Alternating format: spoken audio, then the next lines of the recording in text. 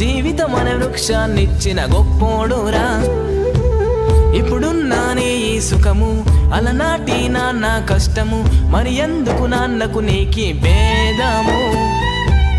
ఇంకెన్నాళ్ళు ఈ కోపతపలు, జీవితమంతా నాన్నకు దూరమా? కనిపించని శత్రువులంతా నీ చుట్టే ఉన్నా గాని నాన్న నీతో ఉంటే నేరమా? ఉన్నప్పుడే చూపించైరా నాన్నకు ప్రేమని, ఎందుకురా నీకి పంతము? దూరం అయ్యాక నువ్వు కార్చే కన్నీరైనా కడసారిగా కూడా తనను చేరవు.